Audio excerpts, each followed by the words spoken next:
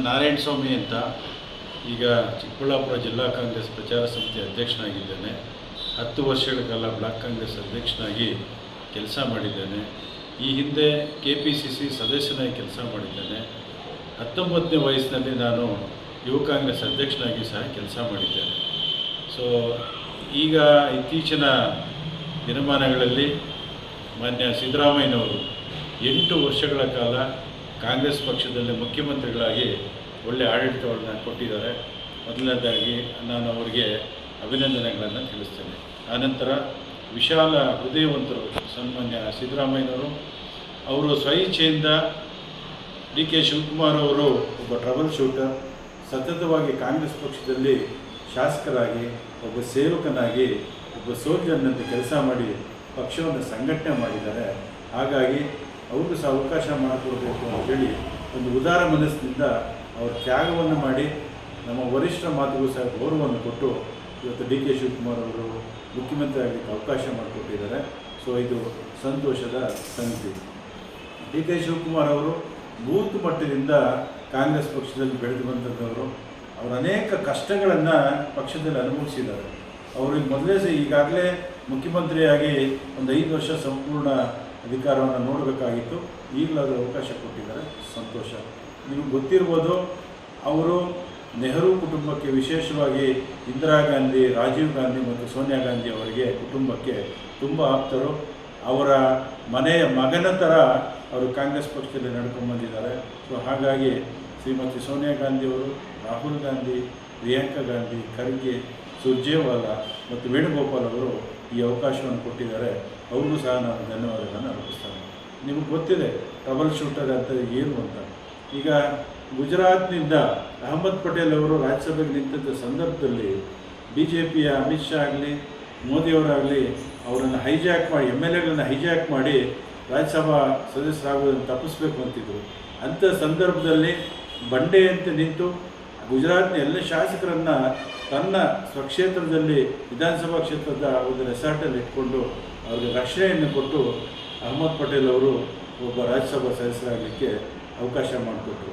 So ಅದರ ಕಾರಣ ಏನು, ನಮ್ಮ BJP ಸರ್ಕಾರ ಕೇಂದ್ರದಲ್ಲಿದೆ, ED ಅವ್ರನ್ನ ನುಗ್ಗಿಸಿ ವಿನಾಕಾರಣ ಏನು ತಪ್ಪು ಮಾಡದೇ ಇದ್ದರೂ ಸಹ DK ಶಿವಕುಮಾರ್ ಅವರನ್ನು ಜೈಲಲ್ಲಿ ಇಟ್ಟರು.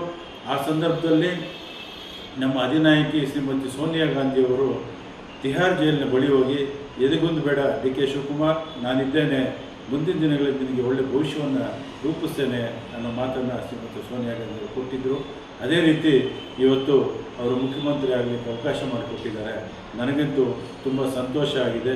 ಅವರು ಮುಂದಿನ ದಿನಗಳಲ್ಲಿ ಒಳ್ಳೆಯ ಆಡಳಿತವನ್ನು ಕೊಟ್ಟು ಜನಸಾಮಾನ್ಯರ ಪ್ರೀತಿ ವಿಶ್ವಾಸವನ್ನು ಗಳಿಸಿ 2028ರ ವಿಧಾನಸಭಾ ಚುನಾವಣೆಯಲ್ಲಿ ನಮ್ಮ DK ಶಿವಕುಮಾರ್ ಅವರು, ವಿಶೇಷವಾಗಿ ಸಿದ್ದರಾಮಯ್ಯನವರ ಜೊತೆಗೂಡಿ ಎಲ್ಲ ಸಚಿವರ, ಶಾಸಕರ ಸಹಕಾರದಿಂದ ಮತ್ತೊಮ್ಮೆ 2028ರಲ್ಲಿ ಕಾಂಗ್ರೆಸ್ ಸರ್ಕಾರ ಅಧಿಕಾರಕ್ಕೆ ತರಲಿ ಅಂತ ನಾನು ಈ ಸಂದರ್ಭದಲ್ಲಿ ಹೇಳಕ್ಕೆ ಬಯಸ್ತೇನೆ.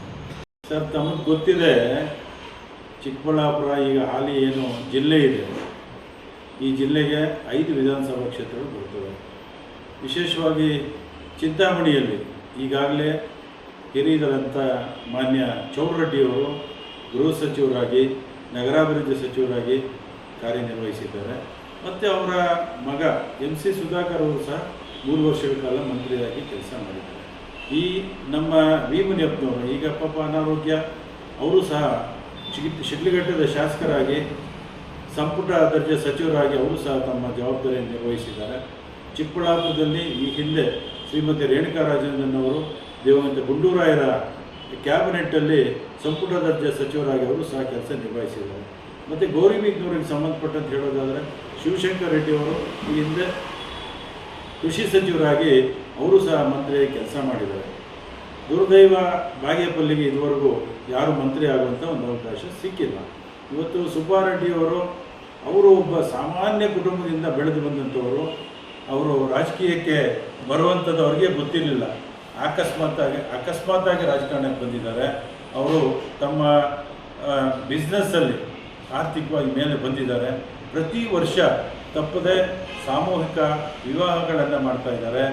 ಬಡವರಿಗೆ ಸೀಮೆ ಹಸುಗಳನ್ನು ಕೊಟ್ಟು ಅವರ ಬದುಕನ್ನು ಕಟ್ಟಿಕೊಳ್ಳುವಂಥ ಒಂದು ಕೆಲಸವನ್ನು ಮಾಡ್ತಾಯಿದ್ದಾರೆ. ಮತ್ತು ಅವರು ಸತತವಾಗಿ 3 ಬಾರಿ ಶಾಸಕರಾಗಿದ್ದಾರೆ.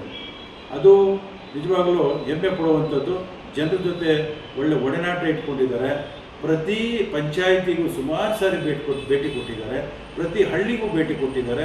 ವಾರದಲ್ಲಿ ಕನಿಷ್ಠ 3 ರಿಂದ 4 ದಿನ ಏನು ಬಾಗೇಪಲ್ಲಿ ಕೇಂದ್ರ ಸ್ಥಾನದಲ್ಲಿದ್ದು ಸರ್ಕಾರಿ ಅಧಿಕಾರಿಗಳೊಂದಿಗೆ ಚರ್ಚೆ ಮಾಡ್ತಾರೆ, ಕಾರ್ಯಕರ್ತರೊಂದಿಗೆ ಚರ್ಚೆ ಮಾಡ್ತಾರೆ, ಸಾರ್ವಜನಿಕರ ಕುಂದುಕೊರತೆಗಳ ಬಗ್ಗೆಯೂ ಸಹ ಚರ್ಚೆ ಮಾಡಿ ಸಮಸ್ಯೆಗಳನ್ನು ಪರಿಹಾರ ಮಾಡುವಂಥ ಕೆಲಸ ಮಾಡ್ತಾ ಇದ್ದಾರೆ. ತುಂಬ ಸರಳ ಸಜ್ಜನ ವ್ಯಕ್ತಿ ಸುಬ್ಬಾರೆಡ್ಡಿಯವರು. ಹಿರಿತನ ನೋಡೋದಾದರೆ ಸತತವಾಗಿ 3 ಬಾರಿ ಶಾಸಕರಾಗಿದ್ದಾರೆ. ಇದುವರೆಗೂ ಬಾಗೇಪಲ್ಲಿ ವಿಧಾನಸಭಾ ಕ್ಷೇತ್ರದಲ್ಲಿ ಯಾರಿಗೂ ಮಂತ್ರಿ ಸ್ಥಾನ ಕೊಟ್ಟಿಲ್ಲ. ನಮ್ಮ ಕಾಂಗ್ರೆಸ್ ಪಕ್ಷದಿಂದ ಆಯ್ಕೆಯಾದವರಿಗೆ ಸುಬ್ಬಾರೆಡ್ಡಿಯವರು ಕೊಟ್ಟರೆ ಸೂಕ್ತ. ಕಾರಣ ಅದು ಬಾಗೇಪಲ್ಲಿ ಆಂಧ್ರ ಗಡಿಯಲ್ಲಿ ಬೇರೆ ಇದೆ. ಗುಡುಬಂಡೆ ಒಂದು ತಾಲೂಕು ಕೇಂದ್ರ, ಬಾಗೇಪಲ್ಲಿ ಒಂದು ತಾಲೂಕು ಕೇಂದ್ರ, ಚೇಳೂರು ಸಹ ಒಂದು ತಾಲೂಕು ಕೇಂದ್ರ. ತುಂಬ ವಿಶಾಲವಾದಂಥ ಏರಿಯಾ ಇದೆ.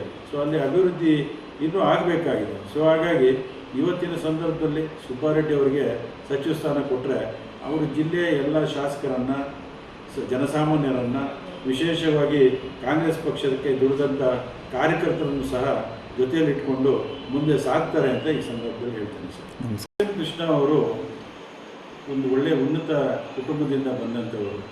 ಅವರು ನಿಜವಾಗಲೂ ರಾಜ್ಯದ ಮುಖ್ಯಮಂತ್ರಿಯಾಗಿ, ಕೇಂದ್ರದಲ್ಲಿ ಫಾರಿನ್ ಅಫೇರ್ಸ್ ಮಿನಿಸ್ಟರ್ ಆಗಿ, ಮತ್ತು ಮಹಾರಾಷ್ಟ್ರದ ಗವರ್ನರ್ ಆಗಿ ಒಳ್ಳೆಯ ಆಡಳಿತವನ್ನು ಕೊಟ್ಟಂಥವರು. ಅವರಿಗೆ ಎಲ್ಲೋ ಒಂದು ಸಂದರ್ಭದಲ್ಲಿ ಡಿ ಕೆ ಶಿವಕುಮಾರ್ ಒಳ್ಳೆಯ ಹುಡುಗ ಇದ್ದಾರೆ, ಇವರನ್ನ ರಾಜಕಾರಣದಲ್ಲಿ ಯಾಕೆ ಬೆಳೆಸಬಾರ್ದು ಅಂತ ಹೇಳಿ ಅವ್ರನ್ನ ಗುರುತಿಸಿ ಅವರಿಗೆ ಅವಕಾಶವನ್ನು ಮಾಡಿಕೊಟ್ರು. ನಿಜವಾಗಲೂ ಇದು ಎಸ್ ಎಂ ಕೃಷ್ಣ ಅವರ ಹಾದಿಯಲ್ಲಿ ನಮ್ಮ ಡಿ ಕೆ ಶಿವಕುಮಾರ್ ನಡೀತಾರೆ ಅಂತ ನನಗಂತೂ ನಂಬಿಕೆ ಇದೆ. ಅವರ ಹೆಸರನ್ನು ಉಳಿಸ್ತಾರೆ ಅನ್ನೋ ನಂಬಿಕೆ ನನಗಿದೆ. ವಿಶೇಷವಾಗಿ ಮೂಲತಃ ರೈತರ ಕುಟುಂಬದಿಂದ ಬಂದಂಥವ್ರು ನಮ್ಮ ಡಿ ಕೆ ಶಿವಕುಮಾರ್ ಅವರು. ಅವರ ಮಗಳನ್ನು ನಮ್ಮ ಎಸ್ ಎಂ ಕೃಷ್ಣ ಅವರ ಅಳಿಯನ ಮಗನಿಗೆ, ಅಂದರೆ ಮಗಳ ಮಗನಿಗೆ ಕೊಟ್ಟು ಮದುವೆ ಮಾಡಿದ್ದಾರೆ. ಒಳ್ಳೆಯ ಸಂಬಂಧವನ್ನು ಬೆಳೆಸಿದ್ದಾರೆ. ನಿಜವಾಗಲೂ ಇದು ಸಹ ಒಂದು ಸಂತೋಷದ ಸಂಗತಿ.